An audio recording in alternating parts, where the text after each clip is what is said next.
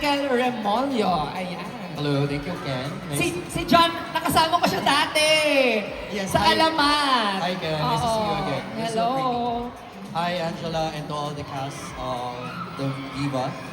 Angela, this is a question for you. Nice to see you again, by the way. Anong love lesson ang natutunan mo habang ginagawa ang dating Alice Perez? Hello, mic test. Okay. Hello. Hi. Hello. Hi, nice to see you again. Love lesson that I learned from dating Alice Perez would be probably na real love defeats any other type of love. Kasi if you're really in love, kahit ang dami pang red flags, mabubulag ka talaga eh. Parang i-ignore mo na lahat para lang sa mahal mo. Pero at the end of the day, it's still your choice. And basta love wins. That's all. That's all that I learned. Kung mahal mo talaga, mahal mo eh. You can't really stop it. Yun pa. Thank you! You're good, John? Grabe talaga din yung journey ni Alice dito, no? Roller coaster talaga din eh.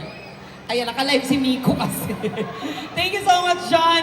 Now, may I call on our next media from Freeman, Miss Vanessa Balbuena. Ito lagi ko nakikita to sa online, Freeman. Hello po. Hi, good afternoon. First question is for the cast of Dating Alice Perez.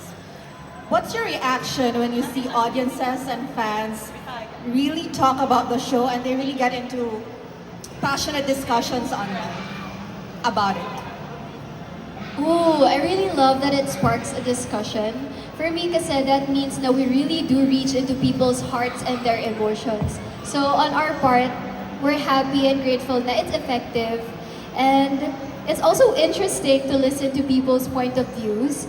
In that way, nakikita namin kung iba yung naiisip namin as actors and as the characters and also sa mga tagapanood po. It's fun and we're grateful na people are watching and are interested in the story. Thank you so much po. Thank you so much, Miss Vanessa. Can we have the rest of the cast? Hello? Ayun. For me naman po... Ba't may sumisigaw? Wala pang sinasabi si Wala pa akong sinasabi, guys. For me, I think one of the biggest strengths ng show na to is how relatable it is. Even though, syempre maraming things na nangyayari na, you know, mako-confuse ka, or parang, you know, there are a lot of crazy things that happens in the show, pero it's also relatable at the same time. And I think, I'm really thankful din, and the whole cast is really thankful pag pinag-uusapan yun. Kasi that's actually the point of the show din eh, for people to talk about love and to analyze and to assess. So, yeah, nakakatuwa talaga. How about Robin? You have something? Yes po, masayang-masaya po ako na pinag-uusapan yung serye. And masaya din po ako na madami kaming napapaiyak sa bawat episode na lumalabas. And maraming salamat po sa sumusuporta sa Dating Alice Perez. Yes. Miko, you have? Siyempre, we're really thankful no, na pinag-uusapan lagi yung DAP. I know the story itself it's not perfect, but alam mo yung, I mean, it's not perfect in the way na there are some scenarios na medyo hindi tama, medyo hindi gano'n, but that's life, di ba? Life is not perfect. You find beauty in imperfections. Kaya, thank you sa lahat na susuporta ng DAP. Pinaghihirapan talaga namin lahat na to, lalo na yung mga lead cast natin. No? Kaya thank you so much for supporting and sobrang thankful kami na lagi siya pinag-uusapan. Thank you for the cast of Dating Alice Perez. This time for Joseph and Ren naman. Hello po. For Joseph and Ren, what has been the most unforgettable fan reaction you got so far that made you realize that ganito na ka-invested ang fans sa characters niyo?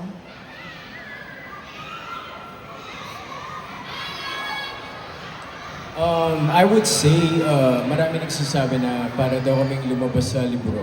And I think sobrang laking bagay nun. Because alam namin sa sarili namin, sa lahat ng sacrifices and hard work na binigay namin, na binuhos namin sa show na to, it's all worth it. Kasi, you know, parang iba yung satisfaction na nabibigay namin.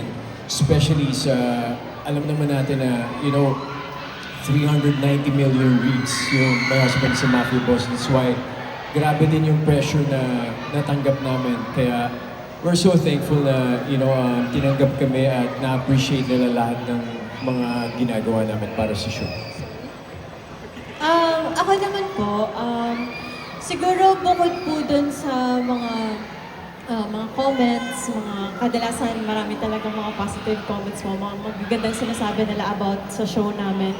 Pero para sa akin siguro, para sa akin yung mga nagdi-DM, yung mga nagme-message na kung gaano nakakatulong yung show namin sa mental health nila, na may mga nagme-message na na-save sila nung show dahil karamihan pala sa mga viewers ng My Husband is a Mafia Boss, may mga pinagdadaanan sila bago pa mag-start yung show. And then nung nagsimula yung show, naging daan kami para gumaan yung mga buhay nila, yung mga pakiramdam nila sa araw-araw. So, para sa akin yun yung pinaka-tumatak, lalo na dun sa parang ang dami nagsasabi na you saved me, you guys saved us, parang ganon. So, parang ang laking bagay nun para sa amin kasi yun yung isa sa mga purpose ng show, yung meron kaming matouch ng mga tao and meron kami talagang maparamdam sa mga audience namin. Hindi lang basta kilig, hindi lang basta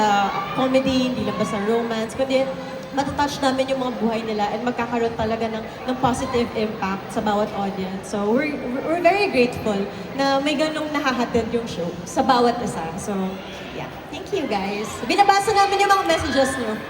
Just to add to that, yeah, parang I agree to what Ren said. Parang naging comfort show nila yung My Husband is a Mafia Boss. They always look forward na, you know, mag-Saturday na. Kasi parang, you know, sinasabi nila parang they get to escape reality. So for 1 hour, nararamdaman nila na parte sila ng mundo ni Ezekiel Roswell and Amy Romero.